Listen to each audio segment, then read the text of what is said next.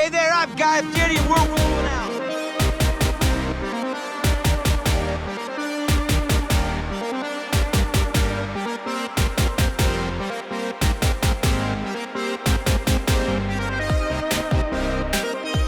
Memes are a huge part of the internet, and as a result, a huge part of society. Because of the rise of memes, specifically in the last decade or so, we've seen memes go through a pretty incredible evolution.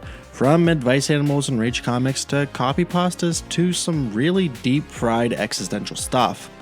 The humor of the internet has, at some points, gone down some really weird paths. And the effects of memes on people's lives and people's perception is something that really can't be understated, for better or for worse. But what would happen if you became a meme yourself? Would you embrace it, or would you let it ruin your life? Well, to be fair, I guess that kind of depends on the context. But what if your looks, your personality, and your life became such a large target that you were routinely used in memes and meme templates? What then? For one, Guy Fieri, yes, it's Italian and that's how it's pronounced. How do you pronounce the name Guy Fieri? A lot of people call it Fieri, but the E, the R, and the I in Italian, you roll it, Fieri. So I just explain it to people, Fieri, easy. Everybody now? Fieri! This has become his reality.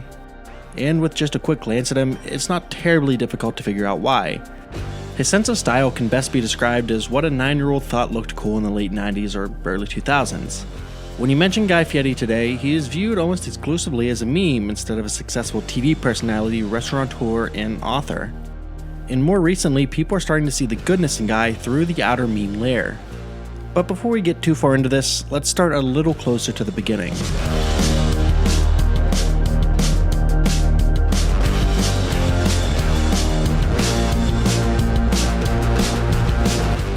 Guy Fieri was born Guy Fieri in Columbus, Ohio in 1968 to Penelope Ann and Louis James Fieri. When he was 4 years old, his parents would have their second child, a sister named Morgan, who Guy called Bips. Guy and his sister would be raised in Ferndale, California, a small city with a population a little over 1,000. His parents would own a country western store. When Guy was 8 years old, his younger sister was diagnosed with cancer. The support from the community around his young sister had a huge impact on him and would later influence some of his charity works, especially his work with the Make-A-Wish Foundation, which we'll talk about in a bit. His sister would beat childhood cancer and things would get back to normal in the Fieri household. Despite being a lifelong lover of all things food, Guy was never a big fan of his parents' food choices growing up, wishing to eat more meat. He decided to voice his opinion when he was 10 years old. His mother, while not super appreciative of the sentiment, told Guy that if he wants different food, that they'll eat whatever he cooks. My dad looks at me and says, "That might have been the best steak I've ever had." And I said, it was like literally, bing!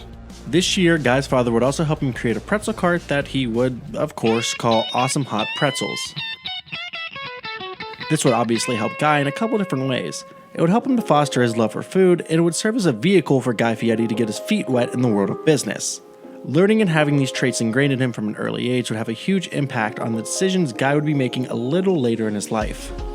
The pretzel cart would be a resounding success, and in his teenage years, Guy would get a job and begin working at a local restaurant. When Guy was 16, after meeting a French man who was staying with his parents, Guy decided to go to France for a year. Guy was able to pay for half of the year himself with the revenue from his pretzel cart, and his parents would pay for the rest. He would actually be miserable for much of this year, living in a small, cramped room having to walk down several flights of stairs just to use the bathroom. But despite not always having the best time, France is where Guy's relationship with food would go from a saucy affair to a mature relationship. In this moment is where Guy decided he wanted to work with food for the rest of his life. Guy would, of course, eventually return to the US, and after talking with his parents, he would decide against returning to high school and graduating. This would be around 1984-1985. Upon his return, Guy would be working in restaurants pretty consistently from this point forward. He began as a busboy at the Red Lion Inn in Eureka, California. After talking with his father, Guy would decide against going to culinary school, though he would eventually attend a junior college and even get a degree in hospitality from the University of Nevada, Las Vegas. Upon his graduation, Guy would take his talents back to California and into Long Beach, where in 1992 he would meet Lori. During their first meeting, Lori was simply passing through town on her way up to San Francisco. She stopped into the restaurant he was managing with a friend of hers who had recently been fired from the restaurant. The two would have a brief argument, and Guy would later win her over with his cooking. and the two would be married a few years later in 1995. This is when Guy would legally change his last name from Fieri to Fieri, which was his grandfather's original last name before Americanizing it. In 1996, with his wife Lori 5 months pregnant, Guy would take a risk and try to open his very first restaurant. Though there was one problem, Guy didn't quite have the money. Guy's parents, in a moment of incredible selflessness, decided to remortgage their home in order to help finance the restaurant. His parents at the time were just 2 years away from retirement. With this incredible sacrifice, Guy would indeed have the funding to open his restaurant, Johnny Garlic's. The restaurant would be a pretty instant success, with Guy actually being able to pay his parents back in just 2 months, which is actually incredible when you look at the fact that most restaurants don't start to turn a profit for the first 3 to 5 years. They would go on to open up more restaurant locations in 1999 and the early 2000s, and even opened a different kind of restaurant, Tex Wasabi, a barbecue sushi fusion restaurant in 2003. During this time, Guy and his wife Lori would have 2 children, Hunter and Ryder. Guy would also try and fail to get onto the Food Network in 2004. Despite that small failure, Guy would be well on his way to becoming the official mayor of Flavortown.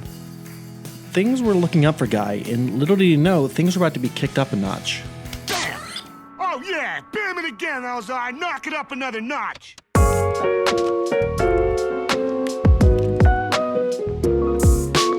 Undeterred by being unable to get onto the network, Guy was convinced by a friend of his to make an audition tape for the second season of a reality show that the Food Network was running, The Next Food Network Star.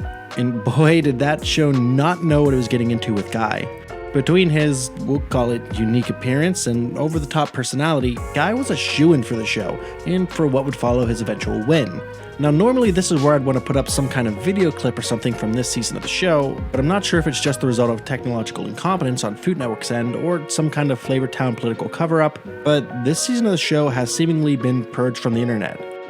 It's not on Hulu, it's not on Amazon, I can't buy a DVD of it, I can't find any downloads of it on less than reputable sites.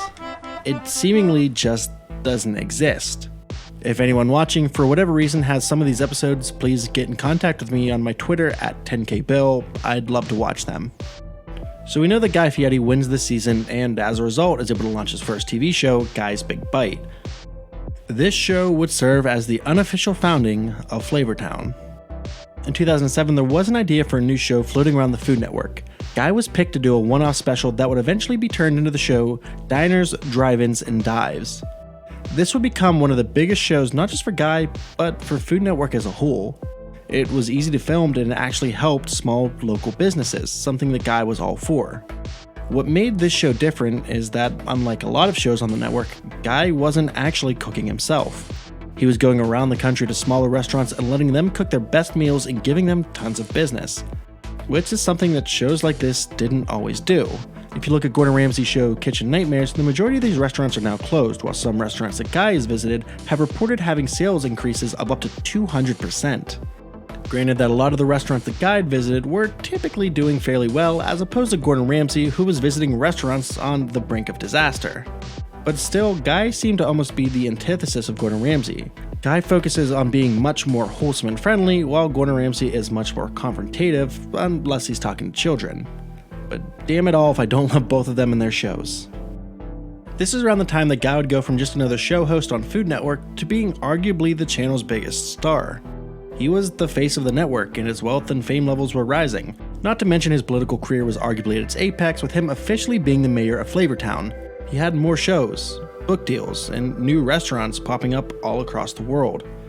But the opening of a restaurant in New York City would end up being the turning point for Guy from man to meme. In 2012, the world didn't really end, but Guy Fieri did open a restaurant right in Times Square. And soon after opening, Pete Wells, a New York Times food critic, would turn his sights onto the restaurant. Pete Wells would write an article that would go on to become legendary, and would drastically change how people viewed the chef.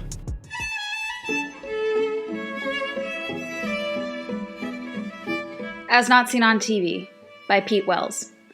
Guy Fieri, have you eaten at your new restaurant in Times Square? Have you pulled up one of the 500 seats at Guy's American Kitchen and Bar and ordered a meal? Did you eat the food? Did it live up to your expectations?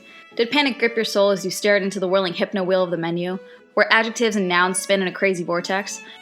When you saw the burger described as Guy's Pat LaFreda custom blend all-natural Creekstone Farm Black Angus Beef Patty LTOP, lettuce, tomato, onion, and pickle, SMC, super melty cheese, and a slathering of donkey sauce and garlic buttered brioche, did your mind touch the void for a second? Did you notice that the menu was an unreliable predictor of what actually came to the table? Were the bourbon butter crunch chips missing from your Almond Joy cocktail too? Was your deep-fried boulder of ice cream the size of a standard scoop? What exactly about a small salad with 4 or 5 miniature croutons makes Guy's famous Big Bite Caesar A, big, B, famous, or C, Guy's in any meaningful sense? The review would have a few different repercussions for the mayor of Flavortown. For starters, about 5 years after the review, Guy would close his Times Square restaurant. But here's the weird thing about that. The restaurant is estimated to have been making a very healthy profit. So the prevailing theory seems to be that the restaurant just simply wasn't worth the bad press. For someone who was and is making as much money as Guy Fieri, closing down one restaurant after some bad press wouldn't exactly bankrupt him. But in the wider scope of things, this review can really be seen as the turning point for Guy's image. Even today, a quick Google trend search shows that this was and still is the most popular Guy's ever been in terms of Google searching. And from this moment, many, many memes were created.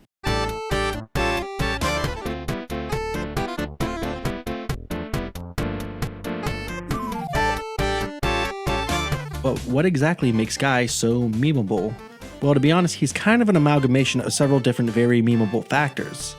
Let's start with his looks. From his frosted tips to his clothing style, Guy looks like someone who reached a stylistic apex in the early aughts, which, I mean, it did.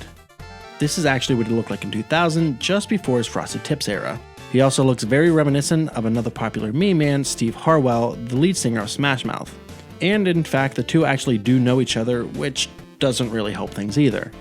But aside from his general looks, his bombastic personality certainly adds to the mystique that is Guy Fieri. He's loud and he's proud. And that's kind of poetic when you look at his family name, Fieri, which in Italian actually does mean proud. He's unashamed of who he is and what he enjoys, and that level of confidence is something that most people only wish they could attain. And of course, the sayings and phrases that have been birthed from Guy's show are, well, kind of cringy. Here are some quotes. We're taking you on a road rockin' trip down to Flavortown, where the gravitational force of bacon warps the laws of space and time. Peace, love, and taco grease. What a hot frisbee of fun. I can't play the guitar, but I can play the griddle. That deep fryer looks like the community pool in Flavortown. You know what? It might just be a mound of oil-logged Pillsbury crescent dough, but it's bomb.com tasty, amigo. Though even with all the internet's love for the seemingly harmless man, David Page, a producer on the show Diners, Drive-Ins, and Dives, wasn't quite as happy. David Page decided that it was time to take Guy down, even if it means tanking the show. He decided to reveal that Guy Fieri isn't just lazy, but he's actually homophobic. Ladies and gentlemen, we got him.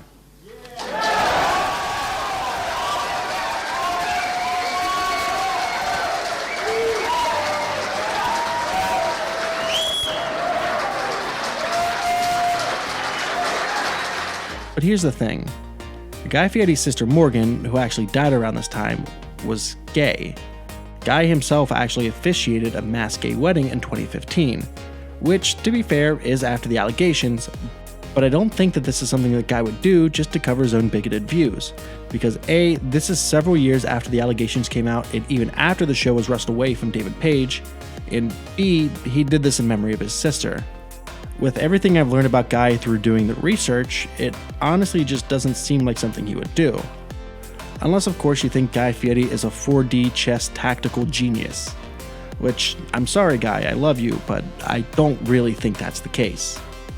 But with what we do know about Guy Fieri for sure, he seems like he's generally a pretty great guy. Guy is part of a lot of charitable efforts, but unlike a lot of celebrities who might use that for their good publicity, Guy doesn't seem to be looking for that kind of recognition. He's just being good for the sake of being good, which is something that's honestly relatively uncommon. One of Guy's most consistent forms of charity is his work with the Make-A-Wish Foundation. For almost every episode of every show that Guy Fieri has filmed, he's tried to bring a Make-A-Wish child and their entire family out to the taping and gets them all food. Guy has done over 400 episodes of Diners, Drive-Ins, and Dives, nearly 200 episodes of Guy's Big Bite, as well as several other shows that Guy's been part of or hosted. This would, theoretically, put him at or above the John Cena level of 600 Make-A-Wish wishes. This is something that I don't think Guy gets nearly enough credit for. In fact, if you just Google Guy Fieri Make-A-Wish, you can see that most of what comes up are articles discussing things you didn't know about Guy Fieri. Which is incredible for someone who's done so much for the organization that he's actually been awarded the Chris Gracious Award, an award named for the child whose death kickstarted the entire foundation. But this isn't the only charity work Guy has done. Guy consistently has been providing meals to those who put themselves in harm's way. In 2019, he provided Thanksgiving meals for firefighters who were battling the massive Kincaid fires in Sonoma County. The previous year, he gave Thanksgiving meals to Camp Fire victims. And he's kind of done the opposite of what Ellen DeGeneres has done. With many restaurant workers being essentially unemployed, Guy Fieri has raised over $20 million for out-of-restaurant workers. Guy has gone out of his way to make sure a large number of people have enough to get them by while dealing with the pandemic. It's actually kind of amazing that Guy's managed to not forget his roots, even years after he's made it. Through all this, the memes didn't stop, but what did change was the fact that Guy wasn't quiet about it. He started posting his own memes of himself, and to be honest, some of them were pretty high quality. Guy was unabashedly proud of his style, his Guyisms, and how he was generally perceived by the world around him. That's the way the story goes with Guy, and for someone whose last name literally translates to proud, it's to be expected. Guy won't change who he is for anyone. He won't flaunt his good deeds in front of everyone to show how good he is. He knows what he wants to do and just kind of does it. And honestly, I only hope that I can live with the pride and sincerity that Guy does. Thanks for watching the video. This is a very different kind of video to what I've done in the past, but I've been wanting to try some different kinds of stuff. Thanks to all my Patreon supporters, they help make it a possibility for me to try different stuff like this. If you want to support us, head over to patreon.com/10k. Follow me on Twitter at 10kbill to keep up to date on stuff I'm working on and to see occasional pictures of my cats. And of course, make sure you subscribe to stay up to date on everything I do. Thanks for watching.